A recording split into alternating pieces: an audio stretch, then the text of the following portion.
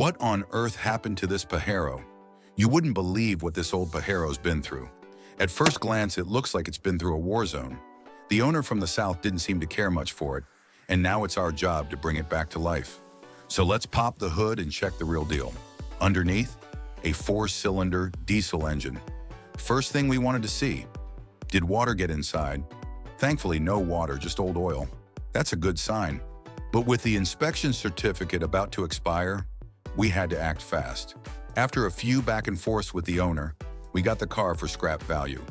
Honestly, that alone made it worth the deal. We brought it straight to our garage. Step by step, I'm going to show you how we clean it up. And I'll break down every single dollar we spend reviving this beast. And let me tell you, the inside was a disaster.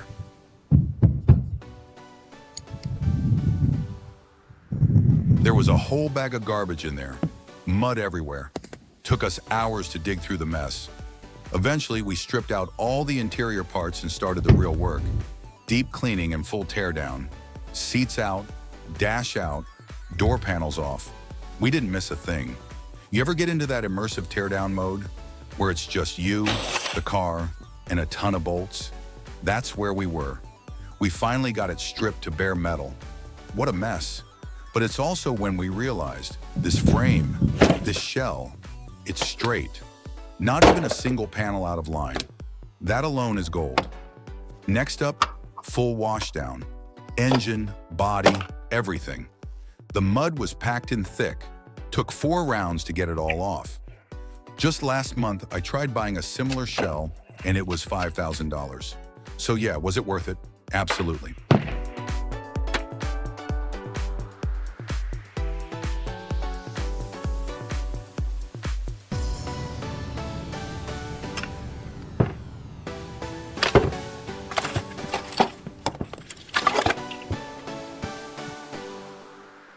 We lifted the whole body and drained every fluid. Gearbox oil, engine oil, fuel tank, even the water-contaminated diesel. Then we separated the drivetrain and body. Want to know how much I paid for this Pajero? About the price of a smartphone. And the guy even threw in 60 liters of diesel, 3 whole buckets. The underbody panel was junk, so we replaced it with a new one. Then came the wiring, sorting through it all to see what we could salvage. Covered in mud, every wire and connector had to come out. Now with the car stripped and elevated, it was time for a full system check. Oil leaks, electrical damage, drivetrain wear, we documented everything. The rear crankshaft seal was shot, leaking bad, so we'll replace that too, one step at a time. As I pulled apart this mystery box of a car, I thought, maybe there's treasure in here. Maybe there's something totally unexpected waiting. Turns out, there was. But that, my friends, is a story for the next episode.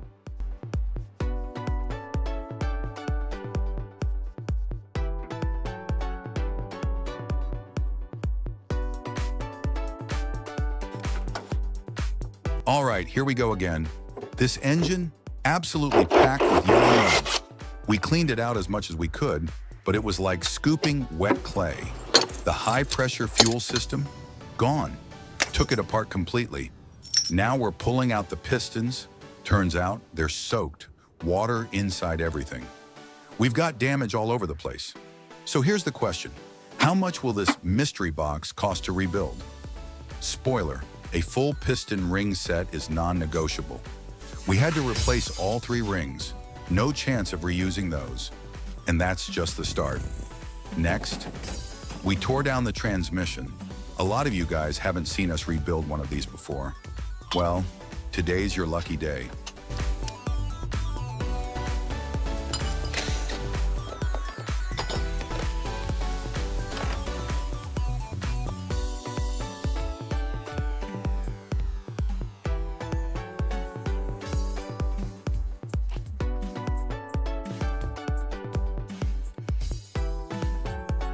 We had small gears, large gears, official pulleys, drive belts, and even aluminum cases, all of them filled with sludge. One by one, we pulled them out, cleaned everything spotless. The clutch plates were toast, so we removed those too. New seals, new rings. This transmission's getting a full refresh. Then we went back to the engine. Every part, scrubbed, replaced, or resurfaced. We prepped the combustion chambers, smoothed the intake, and got the block bone dry. It's finally starting to look like an engine again. Once we cleaned and prepped every component, we started assembling it all back. Proper seals, tight fittings, precision work. We even reinforced the engine mounts and tackled the subframe. Pulled the drivetrain, flushed the cooling system, treated the undercarriage. It's like therapy for machines. Now comes the fun part.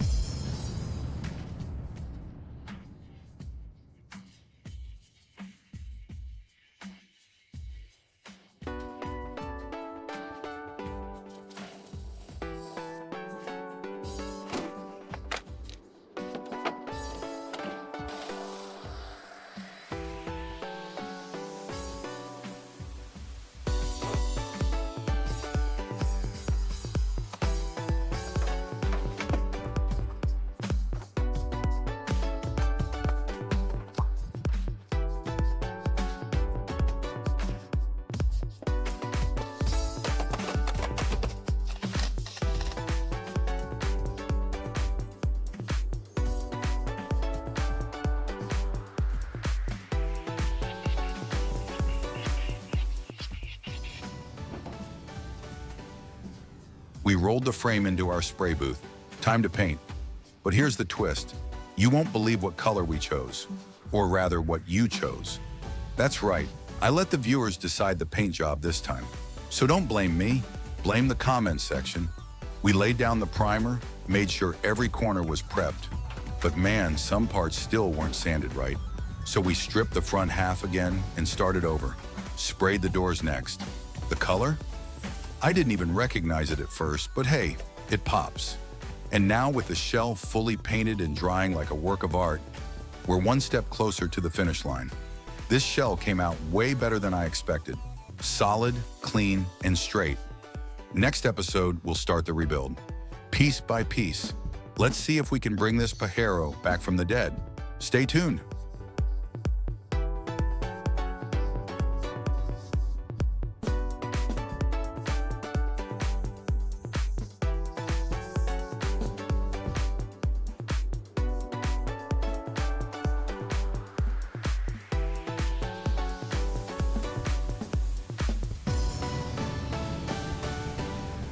We stripped everything. Every bolt, every bracket, gone. One by one. Man, this thing was a mess, but it was also kind of satisfying. Gritty, greasy, and real. Some of the mounts were completely corroded, falling apart in our hands. The brake discs, warped and rusted to the point of no return. We even ground down parts all night. No kidding. 4 or 5 grinding stones gone just trying to smooth this steel frame. That's how bad it was. Even the small panels couldn't be saved until we treated them. We had to prep everything. Rust inhibitor, primer coat, the whole deal. Finally, after days of prep work, we sent everything off for paint. Anti-rust coating, done. First layer of black primer, done. It's not going to win awards for beauty, but it's protected, and that's what counts. Now, time to assemble.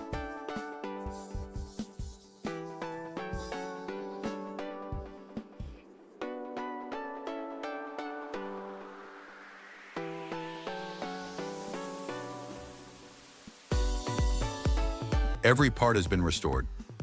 New, clean, ready for action. First, we swapped in brand new brake pads, smooth install, 4 fresh tires mounted, new rotors in place, and then the moment of truth, that bright yellow frame. How do you guys feel about the yellow? Too bold? Just right? Next up, we mounted the engine and transmission. Once that's in, we could finally drop the body onto the chassis. The whole new frame sits perfectly.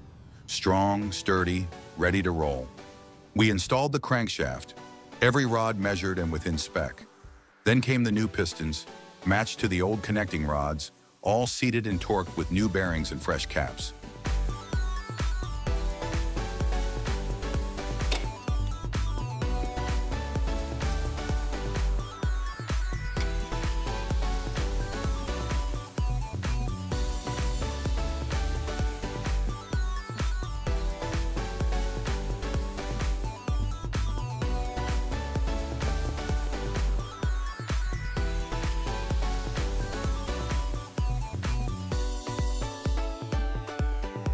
You know how much torqueity you need for crank bolts? Trust me, it's a job you want to double check. We packed the piston chambers, slid in the rods, and it was go time. Oil filter housing, mounted, exhaust manifold, in place, high-pressure fuel pump, installed. We poured in engine protectant and fresh oil, ready for that sweet first crank. Everything was flushed, inside and out.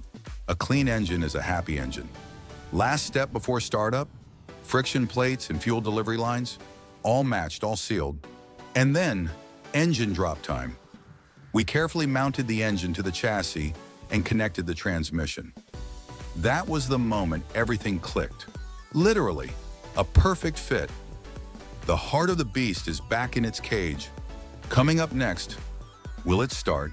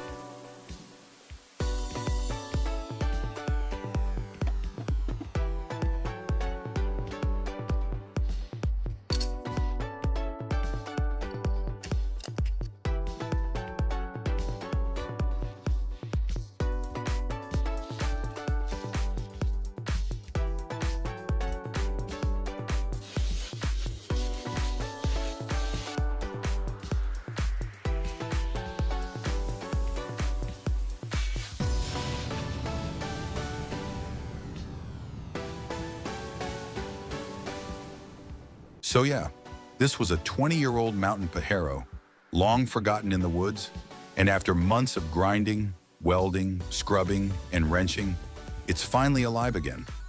Funny thing is, what started as just fixing the engine turned into a full-blown restoration. One thing led to another. Next thing you know, you're neck deep in a full rebuild. The frame and body came together beautifully. All together, this project cost me around 4.8 million Vietnamese dong. Not bad considering we brought the engine back to factory condition. That's why today, I'm in a damn good mood.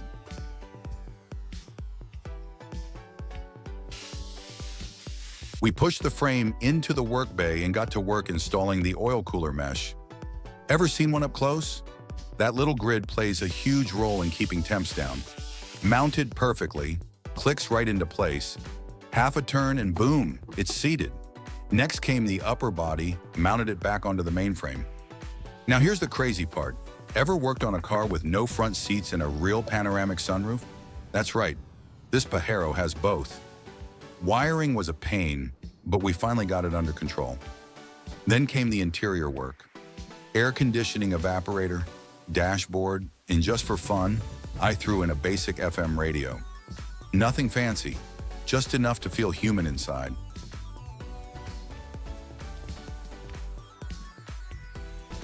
We added keyless locking, full weather seal strips, and brand new rubber all around the front doors.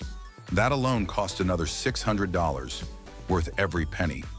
Then came the windows, installed seamless, one-piece tempered glass, and finally that iconic front grille. Once that snapped in, it felt real. Last touch before the big moment?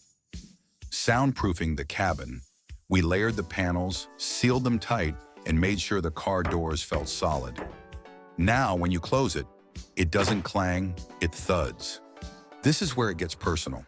There's my garage, 1 cup of coffee in hand, looking at this machine that was once a wreck. And now, it's a beast ready to roll.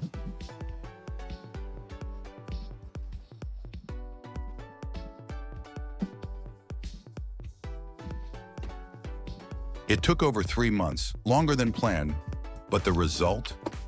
Worth it. Every feature tested, every system running flawlessly. All-wheel drive, differential lock, climb test, vibes, off the charts. Tonight, we celebrate. But first, let's hit the road. We're taking it up into the mountains. Let it stretch its legs where it belongs. Wind in your face, engine humming, suspension holding strong. This is the payoff. This is why we do it. Let's go chase the mountains.